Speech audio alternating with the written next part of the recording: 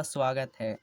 इस वीडियो में हम आज जानेंगे कि सिद्ध करें कि अवतल दर्पण F बराबर R/2 हमको सिद्ध करना है जो 6 मार्क्स के पूछता है। एग्ज़ाम में 6 मार्क्स के पूछता है। पहले 5 मार्क्स के पूछता था, लेकिन अब 6 मार्क्स के पूछने लगा। और जो VBI क्वेश्चन है हर बार एग्ज़ाम में पूछते रहता है। तो इसको हम सिद्ध करने के लिए एक हमने अवतल दर्पण लिए जिसका परावर्तक सतह धंसा होता है उसको हम अवतल दर्पण बोलते हैं। जिसका परावर्तक सतह उठा होता है उसको हम अवतल दर्पण बोलते हैं। इस तरह से उठा होता है। तो आप समझ गए होंगे यह बात।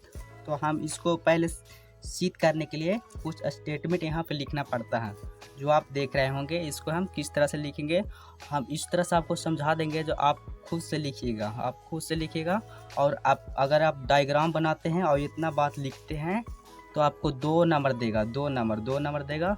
अगर आप डायग्राम बनाने के बाद अगर इतना लिख देते हैं तो आपको 3 नंबर मिलेगा। और यहाँ पूरा लिख देते हैं तो आपको 6 नंबर मिल जाएगा। तो इसको हम आसानी से सिद्ध करेंगे। आप देखिए, तो आप यहाँ सबसे पहले मानना पड़ता है, माना कि M और N अवतल दर्पण है। तो M हो गया और N एक अवतल दर्पण हो गया, जो यहाँ पे है अवतल दर्पण हो गया। फिर बोलता है जिस पर A B आपतित किरण, आपतित मतलब जो आता है, A और B आपतित हो गया जी, इस तरह से आ रहा है, यानी कि इधर से आ रहा है। आपतित किरण बोले इससे आता है, उसी को आपतित किरण बोलते हैं। आपतित किरण परिवर्तन के बाद, यानी कि परिवर्तन जब यहाँ से गया तो टकराया तो इसी पर न टकराएगा, तो इस पर टकराने के बाद इस तरह ऊपर इस तरह आता है, इधर की ओर जब भागता है। तो परिवर्तन के बाद F से गुजरती है। तो जब परिवर्तन होता है तो देखिए यहाँ पर एक F बिंदु होता है, F बिंदु होता है जो F से गुजरती है। तो C वक्रता केंद्र, तो यहाँ पर देखिए एक C होता है जो वक्रता केंद्र बनता है। जब इस प्रकार से जब किरण पार करता है और इस तरह से जाता है तो यहाँ पर एक कोण का निर्माण करता है, जिसे हम वक्रता केंद्र बोलते हैं। इस केंद्र को हम बोलते हैं, इस बिंदु को बोलते हैं वक्रता केंद्र बोलते हैं और वक्रता केंद्र बोलते हैं। तथा P ध्रुव है, जो P होता है यहाँ पे जो मेन बिंदु होता है उसको P बोलते हैं, जो ध्रुव होता है। और यहाँ पे देखिए ये होता है F है और P है। तो यहाँ से लेकर यहाँ, यानी कि यहाँ से यहाँ और यहाँ का दूरी होता है F, जो हमारे क्वेश्चन में दिया हुआ रहता है। F होता है यहाँ से यहाँ लेके इसका दूरी होता है F, स्मॉल f होता है। और यहाँ से देखिए C से लेकर P तक बड़ा कैपिटल R होता है। यहाँ पे कैपिटल R होता है जो प्लाई से दिया हुआ रहता है, कैपिटल R दिया हुआ होता है। तो आप इतना लिखने के बाद आप लिखेंगे तो प्रकाश परिवर्तन के नियम आप पढ़े होंगे। प्रकाश परिवर्तन के नियम, कोण I बराबर कोण R। तो यहाँ पे देखिए कोण यहाँ पर हम मानेंगे I। तो एकांतर कोण होता है, एकांतर जो इस प्रकार से एकांतर होता है। इसका अगर यहाँ पे 10 है तो इसका एकांतर हो जाएगा यहाँ पे 10, यहाँ 5 है तो इसका एकांतर हो जाएगा यहाँ पे 5। तो इसी प्रकार से हमने यहाँ पर ही I लिखा, यहाँ पे हमने कोण I लिखा, तो यहाँ पर भी कोण I लिखेंगे। उसके बाद देखिए कोण I, उसके बाद यहाँ पे होता है R, जो हमने यहाँ पे R माना, यहाँ कोण R, तो यहाँ पर एक कोण बन गया R। तो उसके बाद इतना लिखने के बाद लिखेंगे कोण ABC में, यानी कि कोण ABC में। तो आप देखिए कोण ABC में, यानी कि आप यहाँ से देखिए यहाँ से एक कोण का निर्माण करता है, यानी कि कोण का निर्माण करता है इस प्रकार से कोण का निर्माण करता है, जो वो होता है A B और C होता है, जिसका जो I कोण होता है, यहाँ पर I होता है, जो इस प्रकार से कोण बनता है। तो यहाँ पे लिखेंगे सबसे पहले कोण ABC, आपको इसी तरह से लिखना है कोण ABC। उसके बाद यहाँ बराबर, तो यहाँ भी बराबर लिख देंगे। फिर कोण R, तो आप देखे हैं कि कोण R है हमारा यहाँ पे है, तो कोण R में लिखना क्या है कि कोण BCF, यानी कि कोण BCF, यानी कि यहाँ से आप देखेंगे तो B से लेकर C से लेकर एफ, यानी कि यहाँ पर एक समबाहु त्रिभुज बनाता है, यहाँ पर एक समबाहु त्रिभुज का निर्माण करता है जो त्रिभुज बी सी एफ होता है। तो E B C O F होता है, तो यहाँ पर हम कोष्ठ में लिखेंगे एकांतर कोण, यानी कि इसी के एकांतर न हुआ, इसलिए हम एकांतर कोण इसमें कोष्ठ में करके लिख देंगे। उसके बाद लिखेंगे अब मतलब ये सब कंप्लीट हो गया यहाँ तक, तो फिर से आप से लिख देंगे, आप लिखेंगे आप करके समद्विबाहु त्रिभुज, समद्विबाहु त्रिभुज ए बी सी एफ में, बी सी एफ में आप देखिए कि समबाहु त्रिभुज यहाँ पे बना, जो बी सी एफ बना समबाहु त्रिभुज। तो यहाँ लिखेंगे समबाहु त्रिभुज बी सी एफ में। तो हम यहाँ पे देखेंगे कि बी सी एफ में तो समबाहु त्रिभुज यहाँ पे देखिए सी और एफ, सी एफ बराबर एफ बी, यानी कि यहाँ पे देखिए सी से चला एफ तक, सी से चला यहाँ से यहाँ तक चला, और यहाँ से चला कहाँ यहाँ तक, यानी कि यहाँ से चला और यहाँ से चला और यहाँ से चला। तो देखिए हम इसको हम इस तरह से लिख सकते हैं सी एफ बराबर एफ बी, यानी कि सी एफ बराबर एफ बी, ये इतना लिख के समीकरण हम एक मान लेंगे।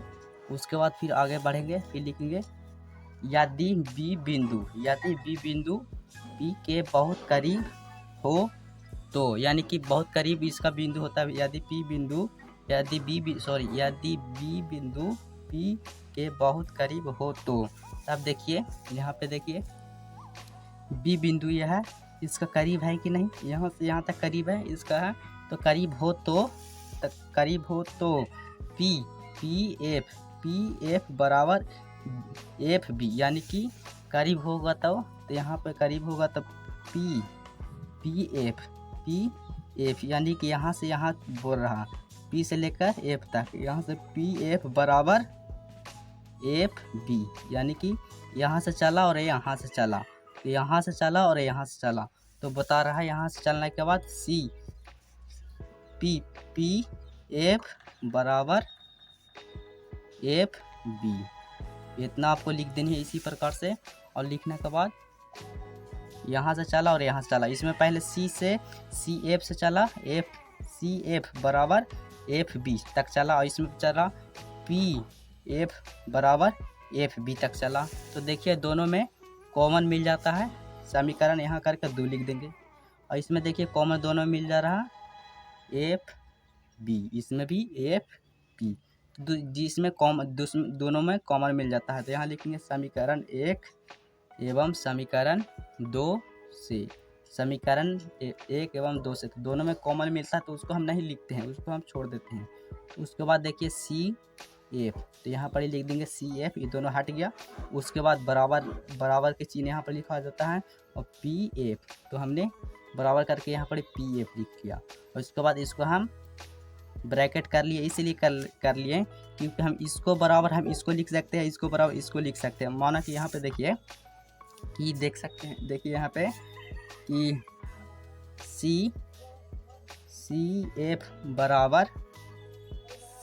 बराबर कितना दिया हुआ है,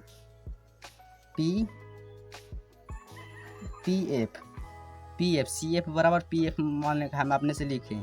तो देखिए यहाँ पर सी बराबर कितना दिया हुआ है, सी एफ बराबर कितना दिया हुआ, पी एफ दिया हुआ कितना है, तो इसके बराबर ई है और इसके बराबर ही है, तो हम इसके ठैया पर हम ई तो लिख सकते हैं, इसके जगह पर हम ई लिख सकते हैं ना, कहे कि इसके बराबर ही है, इसके बराबर ही है, तो इसके जगह पर हम ई लिख सकते हैं, और यहाँ पर ही हो जाएगा ई, तो इसको बराबर ई हो गया कि नहीं। इसी प्रकार से इसके बराबर ई है, इसके बराबर ई है, तो यहाँ पर समझिए। इतना लिखने के बाद आपको फिर निकालना होता है पी और सी। तो पी सी कैसे निकालेंगे आप देखिए यहाँ पे, यहाँ देखिए सबसे पहले पी सी कहाँ है, यहाँ पर पी है, यहाँ पे सी है, यानी कि यहाँ और यहाँ के बीच की दूरी निकालने के लिए बोल रहा है। पी सी निकालने के लिए पी और सी, यानी कि यहाँ से यहाँ के बीच की दूरी निकालने के लिए देखो पी यहाँ पे है, रास्ता में मिल गया एफ, और फिर मिल गया यहाँ पे पी, तो रास्ता में मिल गया एफ। तो पी सी को निकालने के लिए हमें करना क्या पड़ता है, ये हम रफ यहाँ पे करते हैं। पी सी के निकालने के लिए पी सी बराबर सी एफ, बीच में रास्ता में मिला, अब प्लस दे देंगे, और एफ पी हम इतना लिख सकते हैं कि नहीं, इतना लिख सकते हैं, इस प्रकार से हम लिख सकते हैं, यानी कि पीसी निकालने के लिए। तो आप पढ़े होंगे मैथ में कि ए बी के स्क्वायर बराबर होता है बी सी का स्क्वायर माइनस ए सी का स्क्वायर, निकालते हैं ना। उसी प्रकार से हमने निकाला ए सी का स्क्वायर बराबर होता है ए बी के स्क्वायर प्लस बी सी का स्क्वायर। तो हमने इसका हम यूज कर रहे हैं, इसका ही हम यूज करेंगे, इसका नहीं। तो हमने देखिए यहाँ पे इसका पी सी का मान हमने इस तरह से निकाला। तो हमने यहाँ पे इस तरह से लिख दिया पी सी बराबर C F plus P F. तो हमने लिख दिया। तो अब देखो पी सी के जगह कहते हुए हम यहाँ लिख दिए। फिर देखिए पी सी के जगह कहता हुआ यहाँ लिख दिए।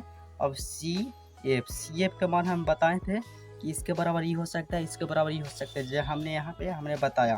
तो देखिए सी एफ है, तो सी एफ किसका बराबर है, सी एफ पी एफ के बराबर है कि नहीं। तो यहाँ पे हमने पी एफ लिख दिया प्लस, तो प्लस लिख दिया। और यहाँ पर जो दिया था पी एफ, तो पी एफ हमने लिख दिया जो कहते हैं। अब यहाँ पे देखिए पी सी का मान निकालना है। तो यहाँ पे देखिए हमने बताए थे जो दूरियाँ होता है, दूरी पी से लेकर सी तक कितना दूरी पहले से दिया था। यहाँ देखिए आर दिया था ना पहले से, आर है, आर दिया हुआ है जिसको हम त्रिज्या बोलते हैं, यही ना हमको निकालना है आर। तो यहाँ पे आर दिया हुआ है, पलाई से दिया हुआ था पी से लेकर सी के बीच की दूरी दिया था आर। तो हमने यहाँ लिखेंगे पी और सी के जगह पर आर लिख सकते हैं, कहीं के दिया हुआ था। अब देखिए पी सी एगो, यहाँ पी सी एगो है, और यहाँ भी इसको भी लिख दिए जो कहते हैं, यहाँ भी लिख दिए जो कहते हैं। पी सी एगो और सॉरी पी एफ एगो, और यहाँ पे पी एफ एगो। तो एगो कितना होगा, 2 पी एफ होगा कि नहीं, राइट। तो हमने 2 पी एफ लिख दिए। अब देखिए पी एफ के मान दिया था पहले, जो हमने दिखाए थे, यहाँ पे देख सकते हैं जो पी और यहाँ पर एफ है, जो दम पी और एफ के बीच का दूरी कितना पहले से दिया था, तो स्मॉल एफ दिया था, स्मॉल यहाँ पे कैपिटल एफ है, तो बीच का दूरी दिया था पहले से एफ। तो हमने यहाँ पे इसके जगह पर पी और एफ के बीच में लिख दिए स्मॉल एफ, और यहाँ पर गुना होता है तो गुना में लिख दिया। आर का तो हाई था पहले, इसे आर हो गया। और इसको किए क्या, ये दोनों को उठा के एने लेके आ गए, इसको एने लेके आ गया, इसको हम एने भेज दिए। तो हम इसको कर सकते, इसीलिए इसको हम यहाँ लिख दिए एफ बराबर आर है तो आर, और यहाँ से गुने में चल गया भागा में 2। तो हमारे यहाँ सीध हो गया, जो हमारे 6 मार्क्स के होते हैं, 6 से 7 भी पूछता है। तो आप सीख गए होंगे। आप इसको दम 2 से 3 बार रिवाइज मारिए, आपने दम लिखते जाइए, स्केच पैड हो गया कुछ पर, उसको रिवाइज कीजिए, यानी कि बात को लिखते जाइए। इसी को आप दोहराते चल जाइएगा ना, तो आप समझ जाइएगा। 2 दिन बीच करके इसको रिवाइज मारिए, आपको खुद आपको समझ में आ जाएगा। इसको आप आसानी से 5 नंबर के लिख सकते हैं, जो हमारे एग्ज़ाम में है 5 नंबर से 7 नंबर के आप पूछता है, जो आप लिख सकते हैं। तो आपको वीडियो समझ में आ गया होगा। तो अब इस वीडियो को लाइक कर देना दोस्त, और चैनल को सब्सक्राइब कर देना। और वीडियो समझ में आया होगा तो कमेंट करना, इसके लिए हम दूसरा भी वीडियो बना सकते हैं, तो आप बताना।